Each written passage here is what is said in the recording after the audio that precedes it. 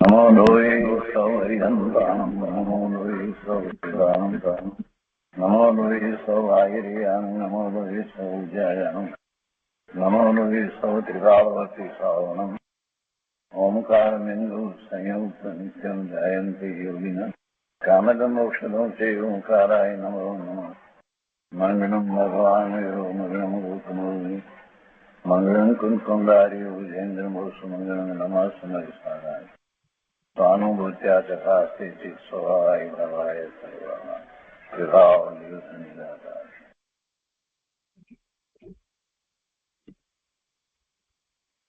ભગવાન શ્રી ઉમાસ્વામી આચાર્ય વિરચિત મોક્ષશાસ્ત્ર અર્થાત તત્વાર સૂત્ર અને પૂજ્યપાદ સ્વામી રચિત તત્વાર સૂત્રની ટીકા સર્વાસિદ્ધિ અને તે સાથે બીજી ટીકાઓનું સંકલન એ સહિત આપણે તત્વાર સૂત્રનો સ્વાધ્યાય કરી રહ્યા છીએ. તત્વાર સૂત્રના સ્વાધ્યાયમાં પહેલો અધિકાર પૂરો કર્યા પછીથી આપણે પરિશિષ્ટનો સ્વાધ્યાય કરી રહ્યા છીએ. સંકલનમાં રામજીભાઈએ 5 પરિશિષ્ટ લખ્યા છે. તે પૈકીનું ત્રીજું પરિશિષ્ટ આપણે કરી રહ્યા છીએ. પરિશિષ્ટમાં અહીંયા પાના નંબર 140 ઉપર એક પ્રશ્ન કર્યો કે સ્વભાવ ન સમજાય તો શું કરવું? સમજતા વાર લાગે તો શું અશુભ ભાવને દુર્ગતિ અશુભ ભાવ કરીને દુર્ગતિ જવું? સ્વભાવ ન સમજાય તો શું કરવું? તમે એમ કહો છો કે સ્વભાવ જે છે તે ધર્મ નથી, તો સ્વભાવ ન સમજાય તો પછી શું કરવું? અશુભ ભાવમાં જઈને દુર્ગતિમાં જવું? શુભથી તો ધર્મ થવાની તમે ના કહો છો. એનું સમાધાન આપ્યું. પ્રથમ તો આ વાત ન સમજાય એમ બને નહીં, એટલે કે સ્વભાવની વાત ન સમજાય એમ બને નહીં. સાચી રુચિ હોય તો આત્માનો સ્વભાવ કેવો છે એ સમજાય, અને સમજતા કદાચ વાર લાગે તો પણ ત્યાં એ તરફનું લક્ષ્ય હોય તો એ ભાવ પણ શુભ ભાવ છે. સમજતા વાર લાગે ત્યાં સમજણના લક્ષ્ય એ શુભ ભાવ થઈ રહ્યો છે, માટે અશુભ ભાવ ટળી જાય છે. એટલે અશુભ ભાવનો પ્રશ્ન નથી, અને એમ અશુભ ભાવ ટાળી અને શુભ ભાવ કરવાની ના પણ નથી. એટલે એ શુભ ભાવ હોય છે, એટલે એનો કોઈ વિરોધ નથી. પરંતુ શુભ ભાવથી ધર્મ માની અને શુભ ભાવમાં રોકાઈ રહેવું એ બરાબર નથી. એટલા માટે એમ કહેવામાં આવે છે કે શુભ ભાવથી ધર્મ નથી, શુભ ભાવથી આગળ વધીને શુદ્ધ ભાવે થવાનું છે એમ જાણવું. અને જ્યાં સુધી કોઈ પણ જળ વસ્તુની ક્રિયા અને રાગની ક્રિયાને જીવ પોતાની માને ત્યાં સુધી સાચી સમજણ નથી, અને સાચી સમજણ વિનાનો એ માર્ગ જે છે તે સાચો માર્ગ પણ નથી. એટલે એ માર્ગમાં નથી. તો અહીંયા સુધી આપણે સ્વાધ્યાય કર્યો. તો હવે આજે આગળ લઈએ છીએ પાના નંબર 141 થી. રામજીભાઈએ અહીંયા એનું મથાળું આ રીતે આપ્યું છે કે સુખનો રસ્તો સાચી સમજણ, વિકારનું ફળ જળ. જો આત્માની સાચી રુચિ થાય તો સમજણનો રસ્તો લીધા વગર રહે નહીં. આત્માની સાચી રુચિ થાય તો સમજવા માટેનો પ્રયત્ન પણ એનો બરાબર થાય, અને ક્યાંક કોઈક રીતે ઉણપ રહેતી હોય, ભૂલ થતી હોય તો એ પણ એ સુધારે. એટલે સમજણનો રસ્તો લીધા વગર રહે નહીં. સત્ય જોઈતું હોય, સુખ જોઈતું હોય તો આ જ રસ્તો છે. સમજતા ભલે વાર લાગે, પરંતુ માર્ગ તો સાચી સમજણનો લેવો જોઈએ ને. સાચી સમજણનો માર્ગ લે તો સત્ય સમજાયા વગર રહે જ નહીં. સત્ય સમજાય જ. રુચિ થઈ છે તો પછી એ આગળ વધવાનો જ છે, સત્યને પ્રાપ્ત કરીને જ રહેવાનો છે. જો આવા મનુષ્ય દેહમાં અને સત્સમાગમના યોગે પણ સત્ય ન સમજે તો એમાં એનો દોષ છે, એમાં પ્રમાદ છે. તો જ એમ બને, નહીંતર એમ બને નહીં. સાચી રુચિ થઈ હોય, સમજવું જ છે, આત્માના લક્ષ્ય સમજવું છે, શાશ્વત સુખ પ્રાપ્ત કરવું જ છે, એવા નિર્ણય સહિત આગળ વધે તો બધું જ સમજાય. શુક્ર ન સમજાય, ભગવાન આત્માને શું ન સમજાય?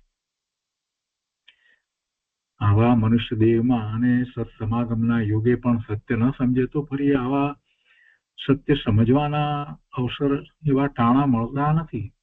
એ દુર્લભ છે.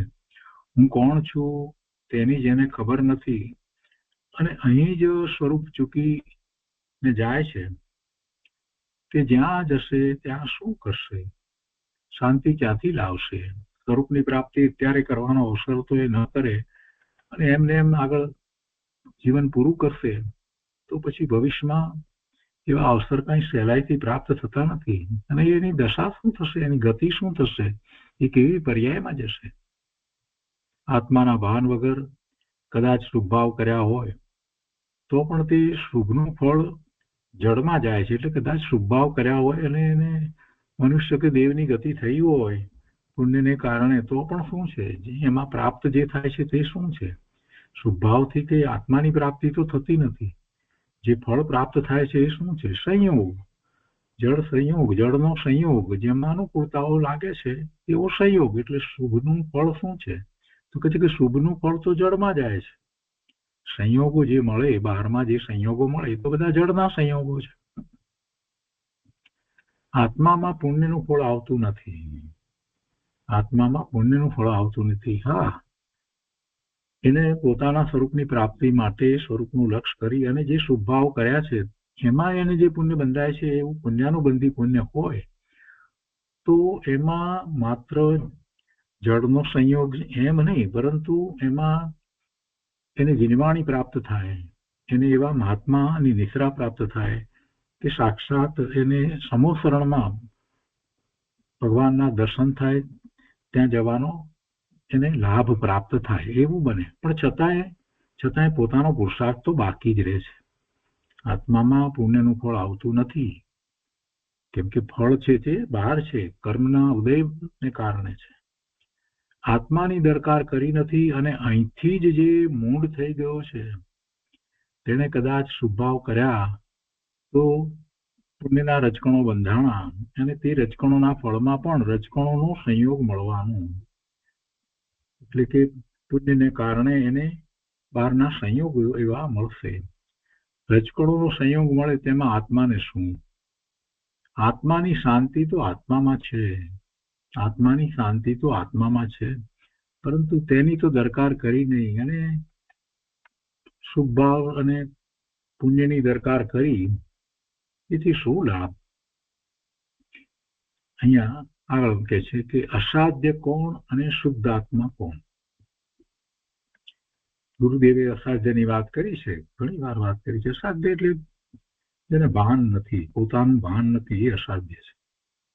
ખરેખર આપણે મેડિકલી જે બેભાન થઈ જાય છે એની વાત નથી, પણ પોતે આત્માના ભાન વગર અસાધ્ય છે તો એની વાત લે છે. અજ્ઞાની જળનું લક્ષ્ય કરીને જળ જેવો થઈ ગયો છે. જળનું લક્ષ્ય કરીને જળ જેવો થઈ ગયો છે. મરતા જ પોતાને ભૂલીને સંયોગ દ્રષ્ટિથી મરે છે. મરવાના ટાણે એ સંયોગ દ્રષ્ટિથી મરે છે. આસપાસમાં જે પોતાની સમીપમાં જે કંઈ છે એમાં એ દ્રષ્ટિ રાખી અને જીવનનો અંત આવે ત્યાં સુધી એમાં રહી અને આ શરીરને છોડે છે. એટલે એનું મરણ થાય છે. એટલે એને આત્માનું તો જ્ઞાન ભાન થયું જ નહીં અને એમ એ આત્માના ભાન વિના અસાધ્યપણે વર્તે છે. આત્માના ભાન વિના અસાધ્યપણે વર્તે છે.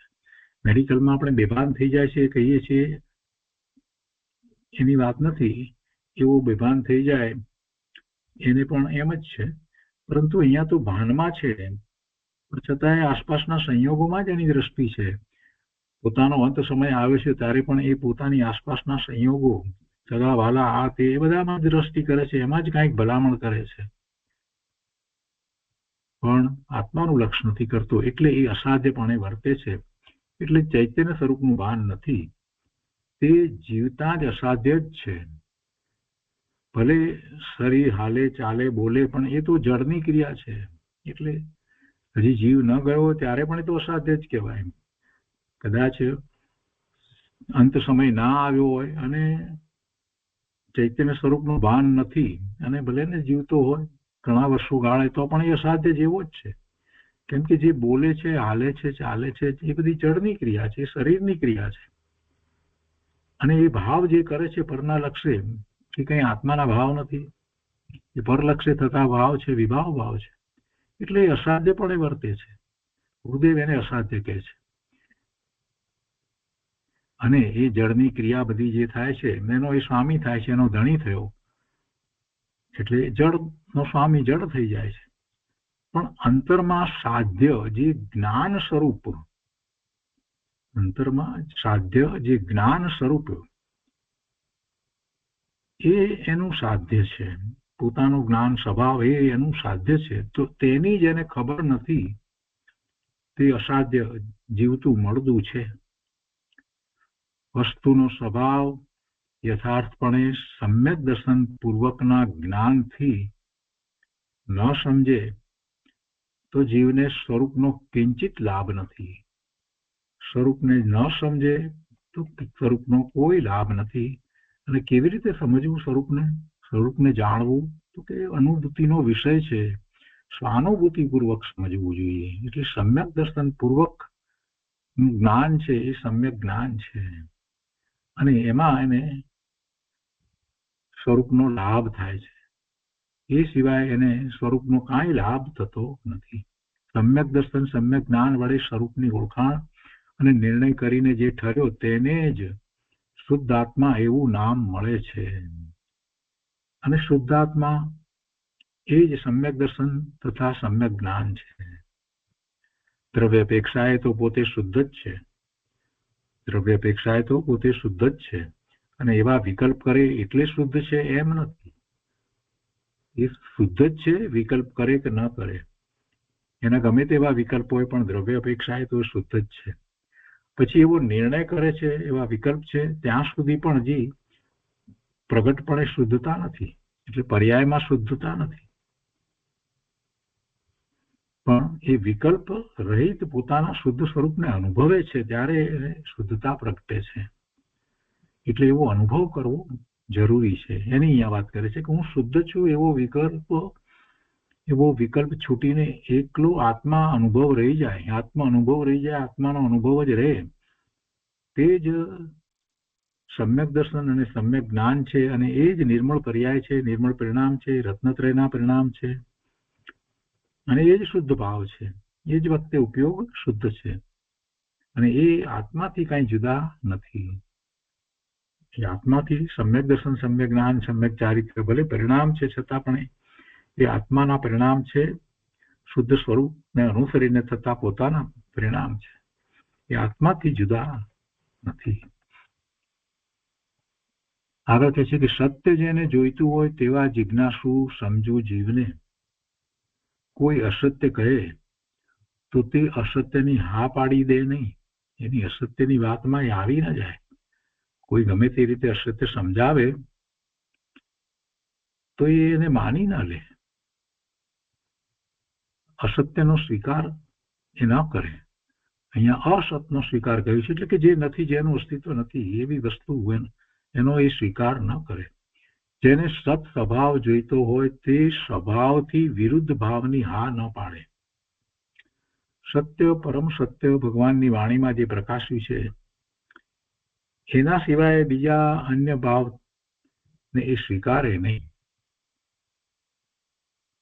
સ્વભાવથી વિરુદ્ધ પોતાનો સ્વભાવ, જ્ઞાન આનંદનો સ્વભાવ, જેનો ભલે એને અનુભવ ન થયો હોય તો પણ દ્રવ્યશ્રુતના અભ્યાસ દ્વારા, જીનવાણી દ્વારા જે નિર્ણય કર્યો છે એવા સ્વભાવથી વિરુદ્ધ ભાવને એ પોતે સ્વીકારતો નથી. એની હા ન પાડે કે મારો ભાવ છે, એ આત્માનો ભાવ છે, એ શુદ્ધ ભાવ છે, એમ એ સ્વીકારે નહીં, એની હા ન પાડે.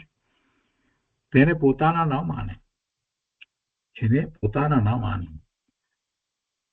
વસ્તુનું સ્વરૂપ શુદ્ધ છે તેનો બરાબર નિર્ણય કર્યો અને વૃત્તિ છૂટી જતા જે અભેદ શુદ્ધ અનુભવ થયો તે જ ધર્મ છે. વસ્તુ અભેદ છે, અખંડ છે, શુદ્ધ છે, પૂર્ણ છે, પવિત્ર છે. એનું લક્ષ્ય કરતા, એમાં એકાગ્રતા કરતા જે અનુભવ થાય તે અનુભવ એ શુદ્ધનો અનુભવ છે, તે નિર્મળ પરિણામ છે, અને એ જ ધર્મ છે. આવો ધર્મ કેવી રીતે થાય, ધર્મ કરવા માટે પ્રથમ શું કરવું, તે સંબંધી આ કથન ચાલે છે. એની અહીંયા વાત કરી રહ્યા છે. અહીંયા કહે છે કે ધર્મની રુચિવાળા જીવ કેવા હોય. ધર્મને માટે પહેલામાં પહેલા શ્રુત જ્ઞાનનું અવલંબન લઈ, શ્રુત જ્ઞાન એટલે જીનેશ્વર ભગવાનની વાણી, ગમે તે ધર્મના પુસ્તક છે એમ કરીને વાંચ્યા કરે, એમાંથી એને કાંઈ લાભ ન થાય. ઉલટું કેટલીક વખતે તો નવું ગૃહિત મિથ્યાત્વ એ ભેગું કરી લે. ગમે તે પુસ્તકો ધર્મના છે, આ પણ ધર્મની ચોપડી છે, એમાં પણ એમ જ કહ્યું છે, એમ ન ચાલે. કેટલાય વખત પહેલા આવું કંઈક થયું હતું.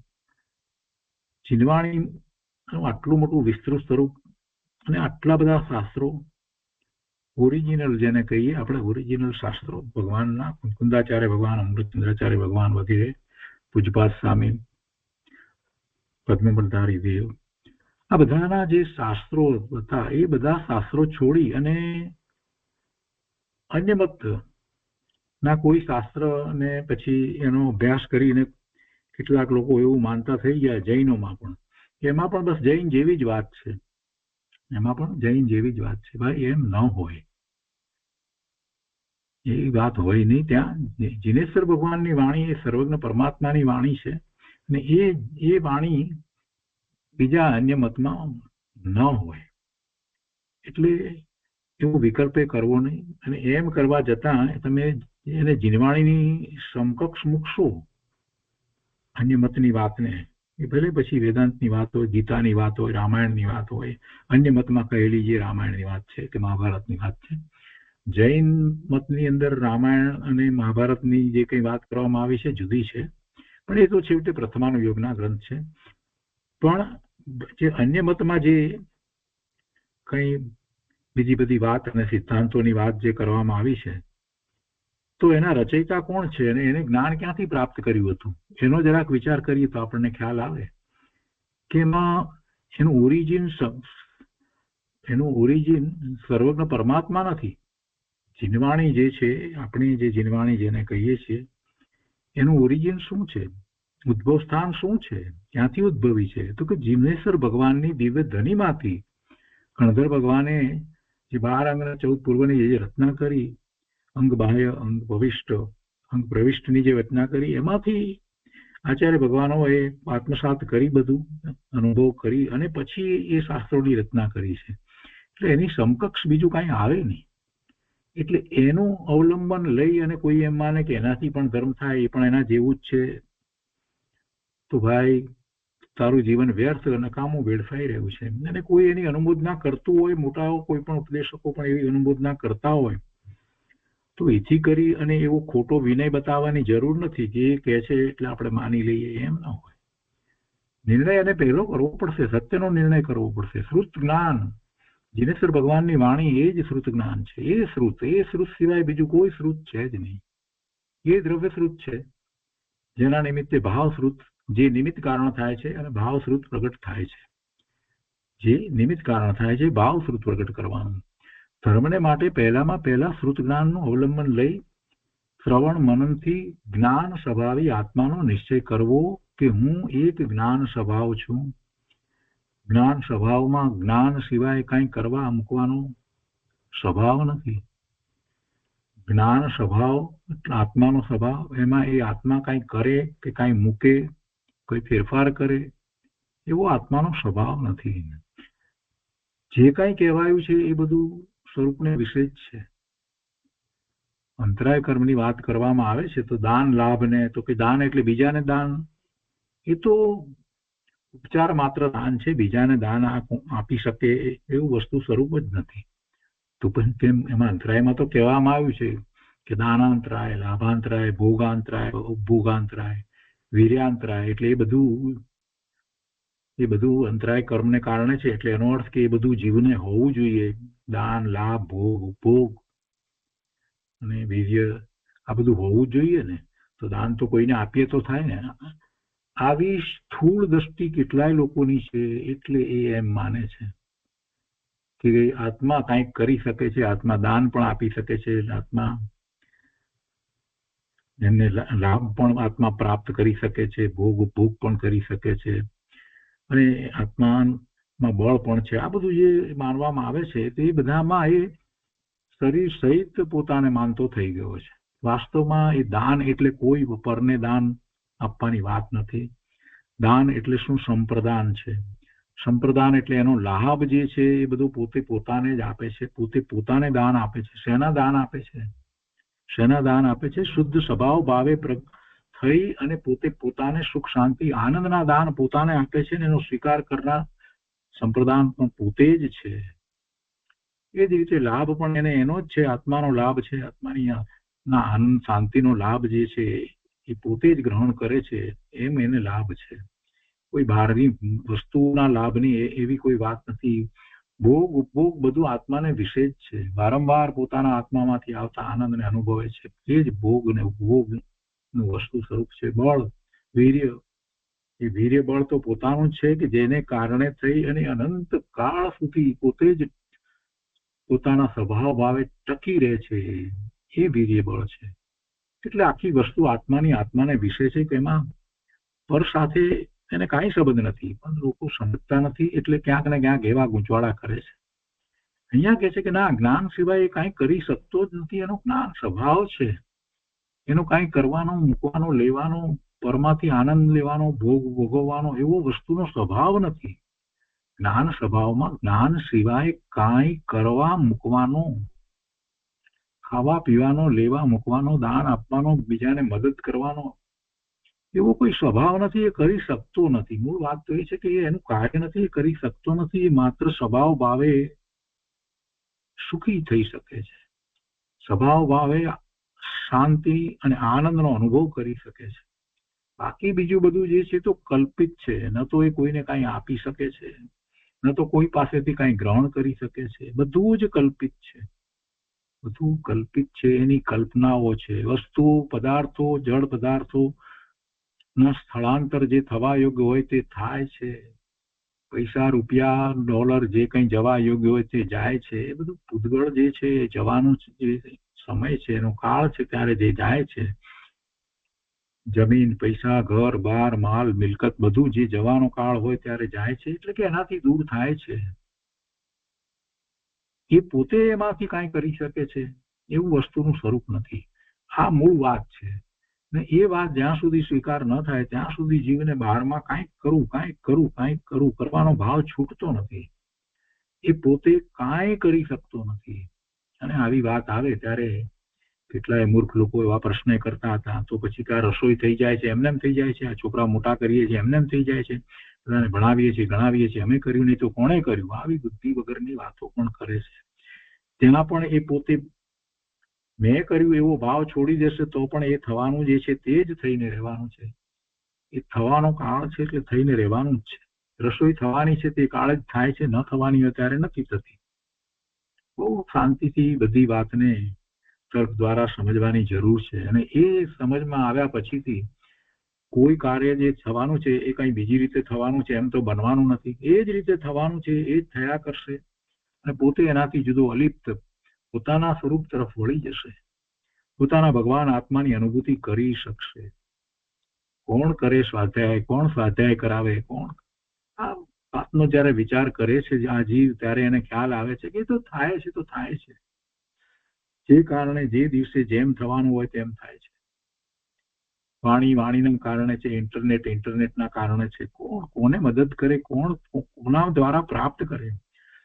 બધા પોતપોતાની જ્ઞાન ક્રિયા જ કરે છે. જ્ઞાન ક્રિયા સિવાય બીજું કાંઈ આત્મા કરી શકતો નથી. જ્ઞાન ક્રિયા સિવાય આત્મા કાંઈ કરી શકતો નથી. પૂજ્ય ગુરુદેવ એમ કે છે કે વાણીના કારણે છે અને બધા ભગવાન આત્મા છો તમે, બધા તમારા પોતાના દ્વારા જ્ઞાન કરો છો, કોઈ જ્ઞાન કરાવી દેતું નથી. આટલી બધી વાત ગુરુદેવે કરી છે, આચાર્ય ભગવાને કરી છે. એટલે આત્માનો સ્વભાવ એનો અહીંયા તો વિસ્તાર કરી રહ્યા છે કે જ્ઞાન સ્વભાવ છે. કરવા વરવાની વાતો બધી જે છે એ કલ્પના છે. છતાંય કેટલાયને બેસતું નથી કે આ જડ વસ્તુ એક જગ્યાએથી બીજી જગ્યાએ જાય તો આત્મા એને મોકલે ત્યારે જાય. અરે પણ કોણ આત્મા મોકલે? આ શરીર જડ છે તો એની ક્રિયા થાય છે. શરીર જડ છે એની ક્રિયા થાય છે ને, તો પેલું પણ જડ છે તો એના પણ ક્ષેત્રાંતર, એક ક્ષેત્રથી બીજા ક્ષેત્રે રૂપિયો જવો એ એમ જ છે. અને એ વખતે સાથે સાથે નિમિત્ત તરીકે બીજી કોઈ પણ વસ્તુ હોય તો હોય, બીજી કોઈ વસ્તુ સાથે હોય નિમિત્ત તરીકે તો હોય, પણ એમાં આત્માને શું છે? આત્મા તો એનું પણ જ્ઞાન કરે છે, એ એના જ્ઞાનનું જ્ઞેય છે, એ પરજ્ઞેય છે.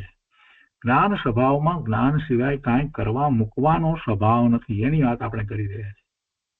આ નિર્ણય જાતે કરવો પડે. જ્યાં જ્યાં અટકે, ભૂલ થતી હોય, સમજ ન પડતી હોય તો પૂછે, પણ નિર્ણય તો આ જ કરવો પડશે કે મારો જ્ઞાન સ્વભાવ એ સિવાય મારો બીજો કોઈ સ્વભાવ નથી, અને બીજું જે કંઈ હું માનું છું એ બધું વિપરીત છે, ખોટું છે, એ કલ્પિત છે, એ મિથ્યા માન્યતા છે. એટલે આ પરમ સત્ય છે. તો કે છે કે આ પ્રમાણે સત સમજવામાં જે કાળ જાય છે તે પણ અનંતકાળે નહીં કરેલો એવો અપૂર્વ અભ્યાસ છે. આમાં સમજવાનો જે પ્રયત્ન છે, જે સમય જાય છે એ એને પહેલા નથી કરેલો એવો અપૂર્વ અભ્યાસ છે.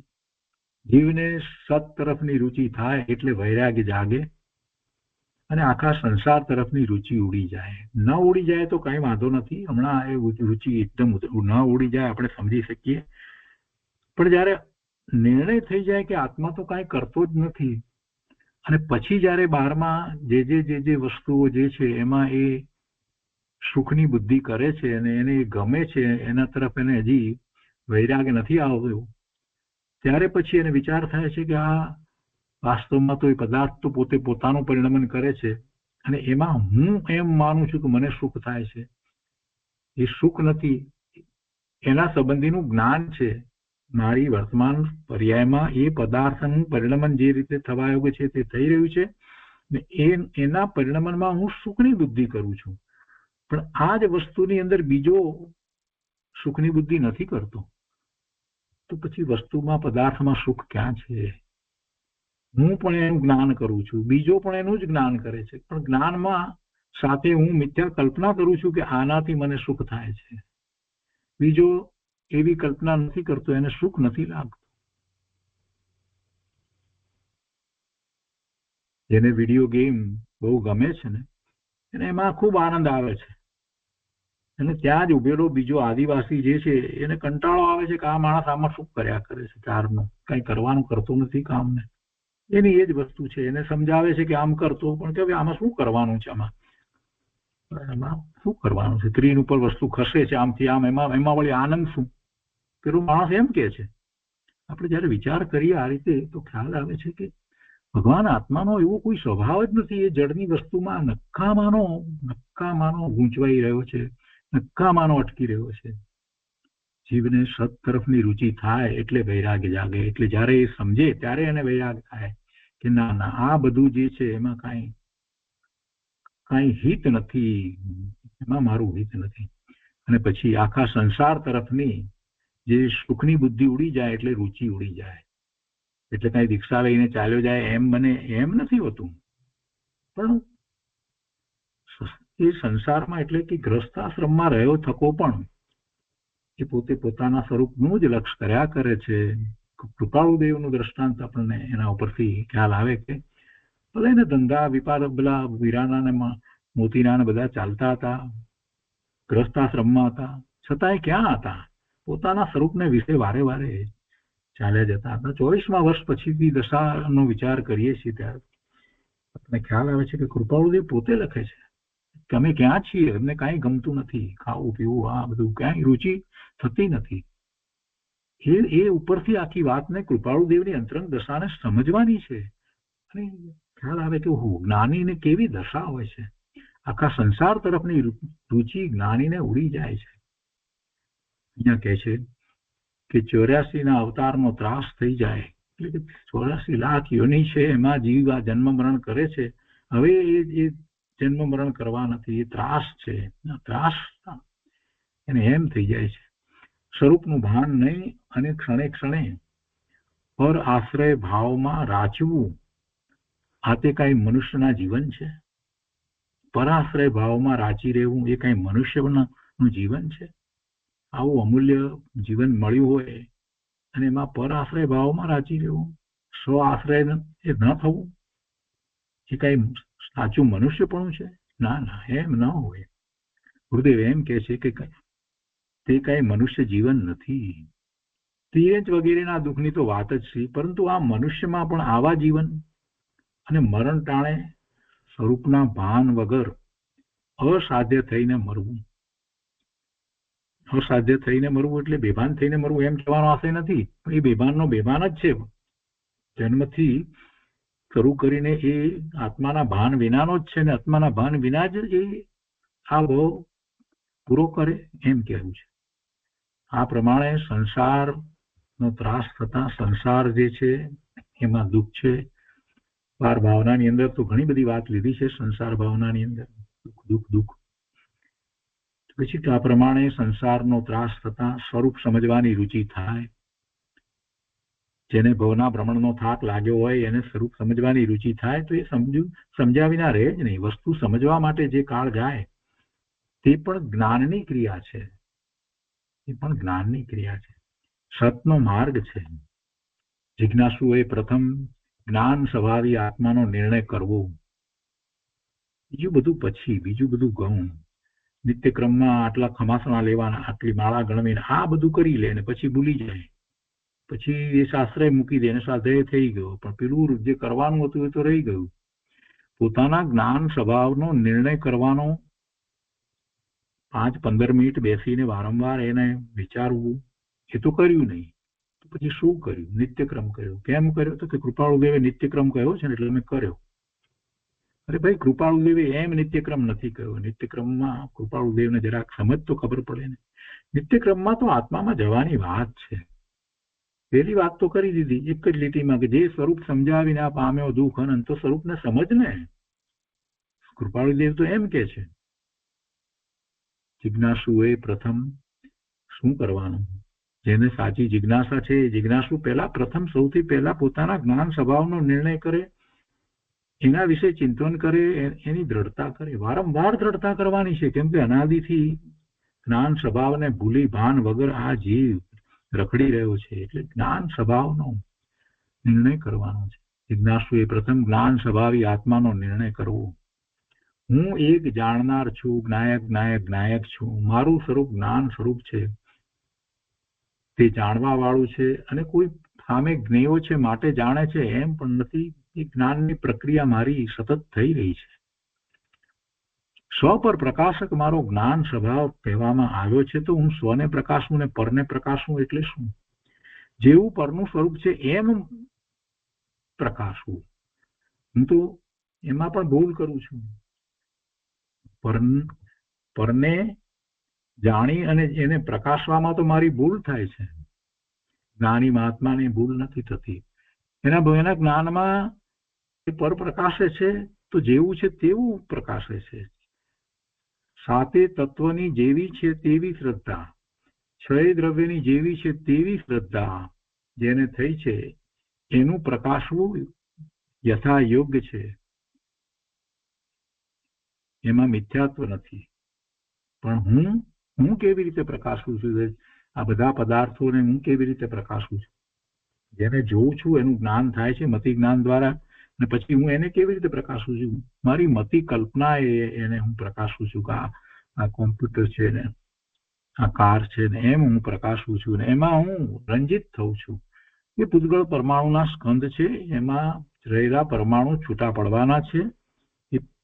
એ મને ન હિતનું કારણ છે કે ન અહિતનું કારણ છે એમ મારું પ્રકાશવું નથી થતું. એમ મારું પ્રકાશવું થતું જ નથી. એટલે મિથ્યાત્વ તો સાથે રહે જ છે. તો જેમ છે તેમ કોણ પ્રકાશે છે? સમ્યક દ્રષ્ટિ જ્ઞાની છે એ પરને પણ છે જેમ છે તેમ પ્રકાશે છે. અહીંયા કહે છે કે જિજ્ઞાસુએ પ્રથમ જ્ઞાન સ્વભાવી આત્માનો નિર્ણય કરવો. હું એક જાણનાર છું, મારું સ્વરૂપ જ્ઞાન છે અને તે જાણવા વાળું છે. પુણ્ય પાપના ભાવ કે સ્વર્ગ નરક આદિ કોઈ મારો સ્વભાવ નથી. ગતિ 4 ગતિમાંની એક પણ ગતિ મને નથી. મારું શુદ્ધ સ્વરૂપ છે. એને તો પંચમ ગતિ એટલે સિદ્ધની ગતિ જ હોય, એ સિવાય બીજી કોઈ પર્યાય હોય નહીં. એમ શ્રુતિજ્ઞાન વડે આત્માનો પ્રથમ નિર્ણય કરવો તે જ પ્રથમ ઉપાય છે.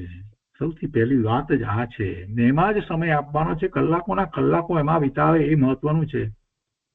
પૂજા નહીં કરે તો ચાલશે, પણ ભગવાનની વાણીનો સ્વીકાર નહીં કરે તો નહીં ચાલે. જૈન છે તો જૈન થઈને રહે, જીનેશ્વર ભગવાનની આજ્ઞા અને આમન્યામાં રહેવાનું છે.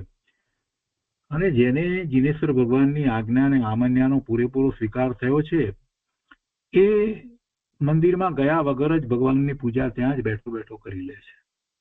પૂજાનો ભાવ તો ઉત્કૃષ્ટ ભાવ છે પ્રભુ પ્રત્યેનો. પોતાને જયારે જ્ઞાન થાય છે પ્રભુની વાણીમાંથી ત્યારે એને એવો ઉત્કૃષ્ટ ભાવ આવે છે અને એમાં જ આપોઆપ વંદન થઈ જાય, નમસ્કાર થઈ જાય, સ્તુતિ થઈ જાય, પૂજા થઈ જાય, બધું થઈ જાય છે. એ પૂજા છે. કરવાનું શું છે? ભગવાને શું કહ્યું છે, આત્માના સ્વરૂપને કેવું કહ્યું છે એનો નિર્ણય કરવાનો છે, એનો સ્વીકાર કરવાનો છે કે પ્રભુએ જેમ કહ્યું છે એ જ વાત મને માન્ય છે, બીજું કાંઈ મને માન્ય નથી. અને આ નિર્ણય કરવા માટે એને જે જ્ઞાનના ઉઘાડ મળ્યા છે, મતિશ્રુત ઉઘાડ, એ પર્યાપ્ત છે. એના દ્વારા એ કરી શકે છે અને એ જ કરવાનું છે. અને એ જ પોતાના સ્વરૂપની પ્રાપ્તિનો ઉપાય છે. સૌથી પહેલું આ કરવાનું છે. ઉપાદાન, નિમિત્ત અને કારણ કાર્ય એની વાત પણ સાથે લીધી છે. પહેલું એ છે કે સાચા શ્રુત જ્ઞાનના અવલંબન વિના, અને બીજું શ્રુત જ્ઞાનથી જ્ઞાન સ્વભાવી આત્માનો નિર્ણય કર્યા વિના આત્મા અનુભવમાં આવે નહીં. શ્રુત જ્ઞાનનું અવલંબન અને શ્રુત જ્ઞાનથી જ્ઞાન સ્વભાવી આત્માનો નિર્ણય. જો બે જગ્યાએ શ્લેષ કર્યો છે, બંનેમાં અર્થ બહુ ગંભીર છે, સમજવાનું છે. સાચા શ્રુત જ્ઞાનના અવલંબન વિના એટલે આ શ્રુત જ્ઞાન એટલે ભગવાનની વાણી, સત્ય, પરમ સત્ય, જીનેશ્વર ભગવાનની વાણી, સર્વજ્ઞ પરમાત્માની વાણી, એ શ્રુત છે, એ જ્ઞાન છે. એનું આલંબન લેવું. બાકી અન્ય મતમાં જે કઈ વાતો ચાલી રહી છે એનું આલંબન હોય નહીં, એની સરખામણી પણ આ શ્રુતની સાથે થઈ શકે નહીં. અને કોઈએ કરી હોય તો તેને આપણે માનવી નહીં. ભલે એને કરી, પણ એ પણ ક્યારેક સમજશે એની ભૂલ થઈ છે કે આમાં પણ એવી જ વાત આવે છે, આમાં પણ એવી જ વાત આવે છે, એમ જે કહે છે. ના, શ્રુત જ્ઞાન તો શ્રુત જ્ઞાન છે, જીનેશ્વર ભગવાનની વાણી છે, એ શ્રુત જ્ઞાન, એનું અવલંબન. એક વાત એટલે સાચા શ્રુત જ્ઞાનના અવલંબન વિના બીજું કાંઈ પણ લઈને બેસે તો એને આત્માની અનુભૂતિ નહીં થાય. અને બીજું શેનાથી કરવાનું છે? નિર્ણય શેનાથી કરવાનો છે? પોતાને જ્ઞાનનો જે ઉઘાડ મળ્યો છે ને, મતિ શ્રુત જ્ઞાનનો ઉઘાડ, તેમાં બીજામાં કહે છે કે શ્રુત જ્ઞાનથી, એટલે એક પોતાના શ્રુત જ્ઞાનની વાત છે, પોતાને જ્ઞાનનો ઉઘાડ મળ્યો છે એનાથી.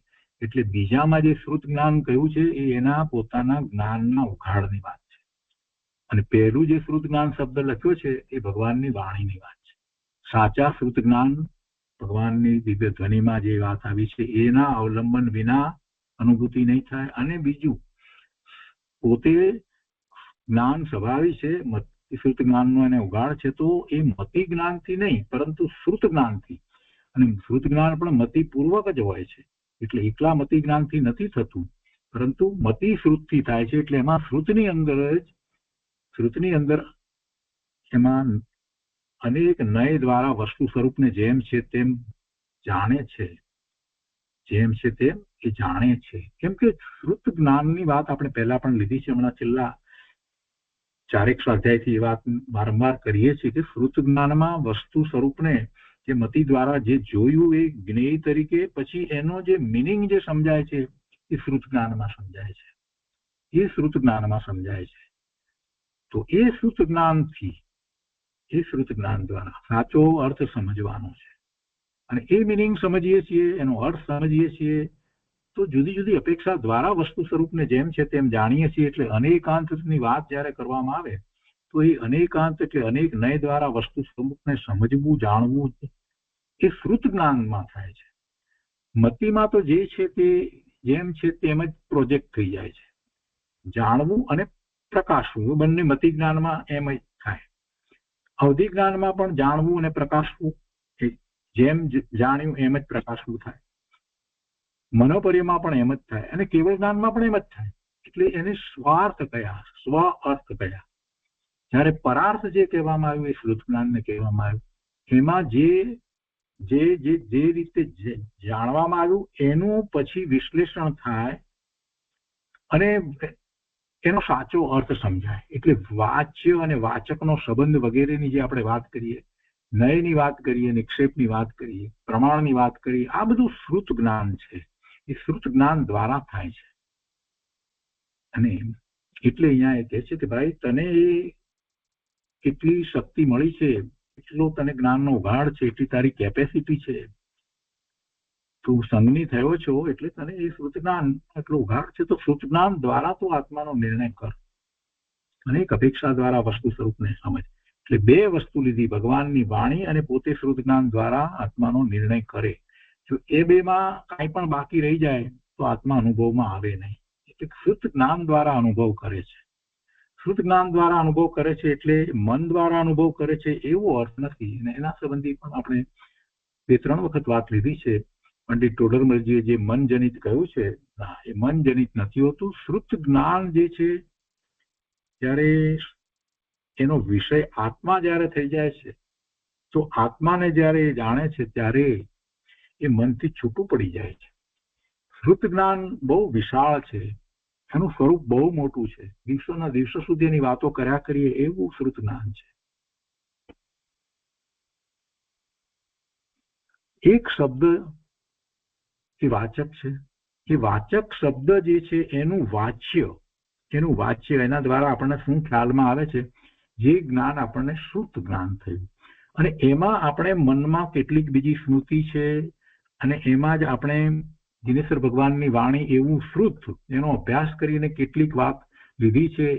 તો આ બધું શ્રુત જ્ઞાનમાં જ્યાં સુધી થયા કરે છે ત્યાં સુધી એ મન સાથે જોડાયેલું આપણું એક જ્ઞાન છે. મન સાથે જોડાયેલું જ્ઞાન છે અને નિર્ણયો જે થાય છે ત્યાં એ મનમાં થાય છે. પરંતુ એ નિર્ણય વગેરે બધું જે કંઈ થયું તે થયું.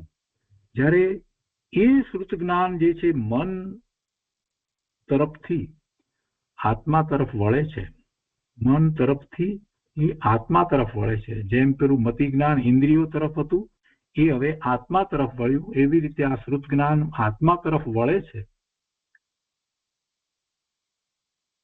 તો એમાં કોઈ વિકલ્પ નથી.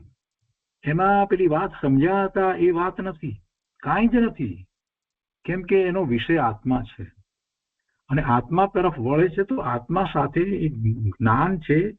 તો જે જ્ઞાન સ્વભાવી આત્મા જે છે એની સાથે એ અભેદ થઈ જાય છે. ભેદ રહેતો નથી, દ્વૈત રહેતો નથી. અને આત્માને જાણે છે, અનુભવે છે.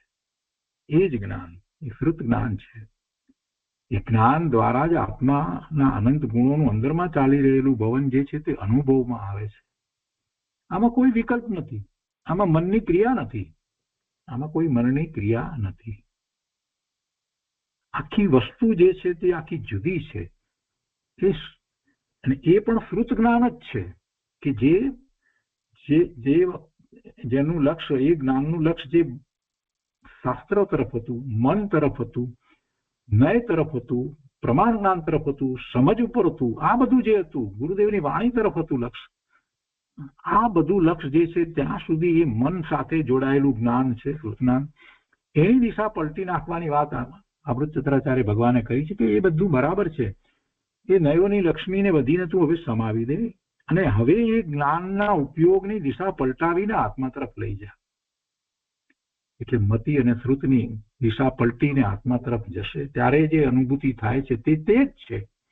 એ જ પ્રકાશી રહ્યું છે. એટલે એ તન્મય થઈ જાય છે, એને જ અનુભવે છે.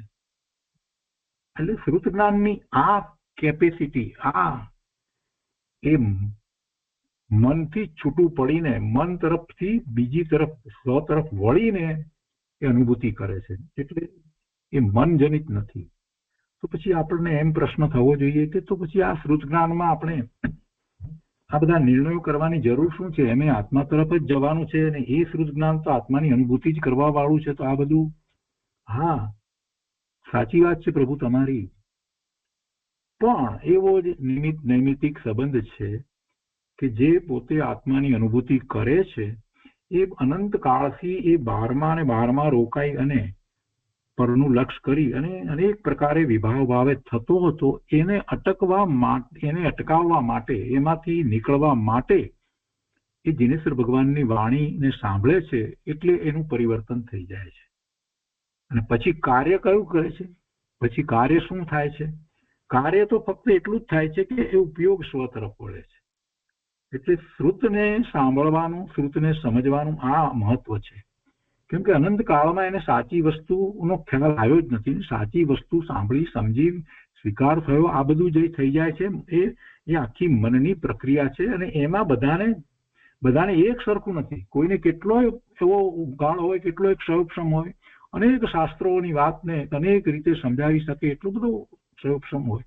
કોઈને એટલો સૌક્ષમ ન હોય, કોઈને સમજાવી ન શકે, પણ પોતે સમજી ગયા હોય. તો એ બંને વ્યક્તિ એ પોતાના ઉપયોગને સ્વ તરફ વાળીને અનુભૂતિ કરી શકે છે. પણ જ્યાં સુધી અનંતકાળમાં એને આત્મા કેવો છે જાણ્યો નથી, એટલે જ્યાં સુધી એ આત્માને જાણતો નથી, એ આત્માને જાણવા માટે એને ભગવાનની વાણી એવા શ્રુતનો આશ્રય લેવો જ પડે, એનું અવલંબન લેવું જ પડે. તો આખી વાત આ ચાલી રહી છે. શ્રુત જ્ઞાન એટલે ભગવાનની વાણી, એના અવલંબન વિના શ્રુત જ્ઞાનથી એટલે પોતાના જ્ઞાનના ઉઘાડથી જ્ઞાન સ્વભાવી આત્માનો નિર્ણય કર્યા વિના આત્મા અનુભવમાં આવે નહીં.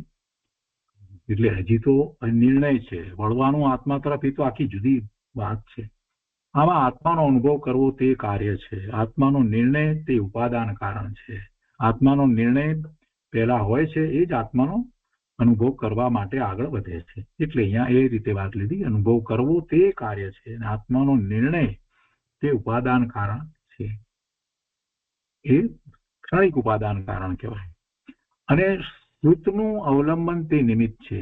શ્રુત એટલે ભગવાનની વાણી, એનું અવલંબન, એના અવલંબન એ નિર્ણય કરે અને નિર્ણય કર્યા પછીથી અનુભવ કરે. તો શ્રુતના અવલંબનથી જ્ઞાન સ્વભાવનો જે નિર્ણય કર્યો તેનું ફળ, તે નિર્ણય અનુસાર આચરણ, એ એનું ફળ અર્થાત અનુભવ કરવો તે છે. એ ન કરે તો પછી એને ફળ કાંઈ મળ્યું જ નથી એમ કહેવાય. આત્માનો નિર્ણય તે કારણ અને આત્માનો અનુભવ તે કાર્ય, એ રીતે અહીં લીધું છે. ઠીક છે, ઘણી બધી વાતને ઘણા વિસ્તારો થાય. મૂળ વાતને આપણે જયારે સમજ્યા છીએ કે સમજ્યા વિના આત્મા તરફ જવાતું જ નથી. જેને ખબર જ નથી આત્માની, એ કેવી રીતે આત્મા તરફ વળે? એટલે અને આત્માની ખબર માટે ભગવાનની વાણી, શ્રુત જ્ઞાન, એ જ અવલંબન છે. અને એ શ્રુત જ્ઞાનને નિમિત્ત એટલા માટે કહ્યું કે એ શ્રુત જ્ઞાનને, ભગવાનની વાણીને એ પોતે સ્વીકારે છે, જાણે છે, પોતાનું જ્ઞાન એ થઈ જાય છે. એટલે એને નિમિત્ત કારણ કહેવામાં આવ્યું છે. એ જ નિમિત્ત હોય. કેમ કે જ્ઞાન તો એનું પોતાનું છે ને. ભગવાનની વાણી, દિવ્ય ધ્વનિને જયારે એ સાંભળે છે, વિચારે છે, સ્વીકારે છે, બધું એના મનની અંદર થઈ ગયું છે, તો જ્ઞાન એનું છે. ભગવાનને તો પૂર્ણ છે, આને ક્યાં પૂર્ણ છે? પણ જેટલું પણ એ સ્વીકારે, જેટલું આગળ વધે છે એટલું, એટલે જ્ઞાન એનું છે. નિમિત્ત કારણ શું છે? શ્રુત છે, ભગવાનની વાણી છે, એટલે એને નિમિત્ત કહેવાય.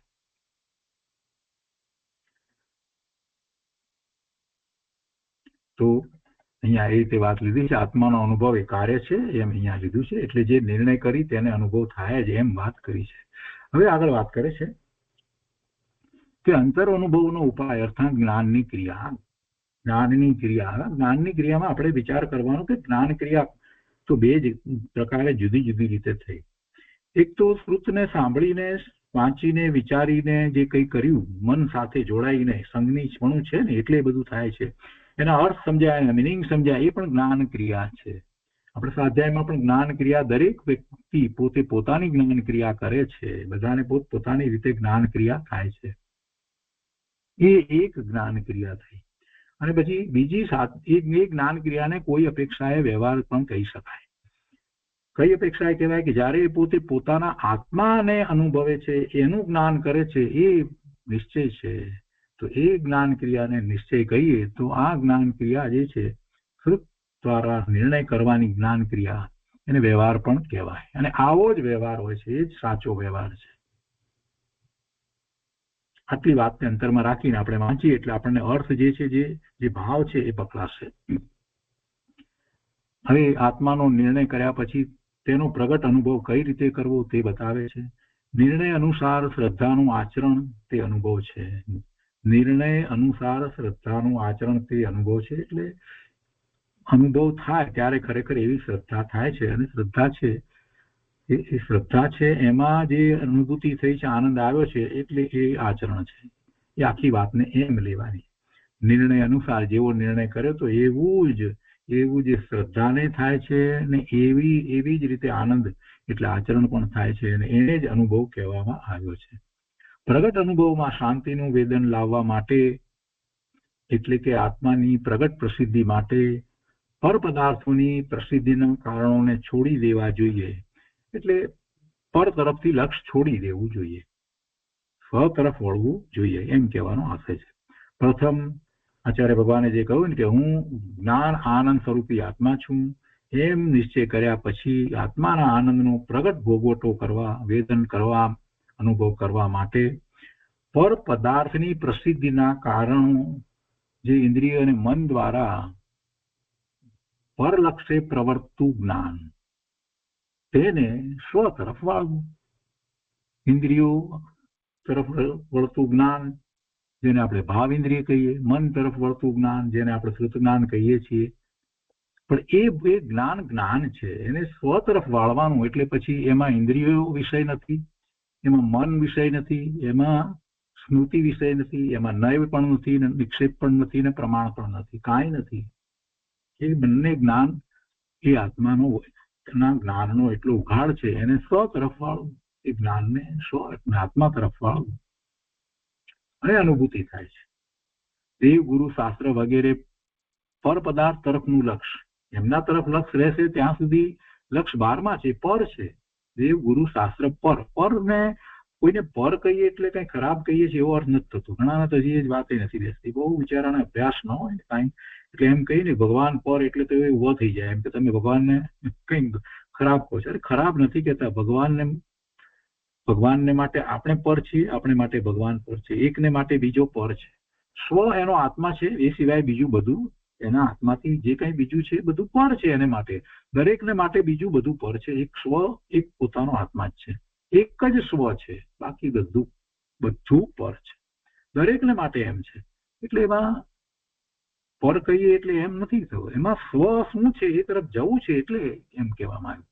દેવ ગુરુ શાસ્ત્ર વગેરે પર પદાર્થ તરફનું લક્ષ તથા મનના અવલંબને પ્રવૃત્તિ બુદ્ધિ, એટલે પેલા નય નિક્ષેપાત એ બધી વાત, અર્થાત મતિ જ્ઞાન અને તેને અને એ મતિ જ્ઞાનના બધા જે અર્થ કરતા હોય એ બધું, એ મતિશ્રુત બધું એને સંકોચીને મર્યાદામાં લાવીને પોતા તરફ વાળવું, તે અંતર અનુભવનો પંથ છે, એ રીત છે. અને એ જ 144મી ગાથામાં આચાર્ય ભગવાને કહી, 142 થી શરૂ કરી 143, 144, આ 3 ગાથાની અંદર તો અમૃતચંદ્રાચાર્ય ભગવાને તો ખૂબ મોટો ઉપકાર કરી દીધો છે આપણને, જાણે કે હથેળીમાં ભગવાન આપી દીધા હોય.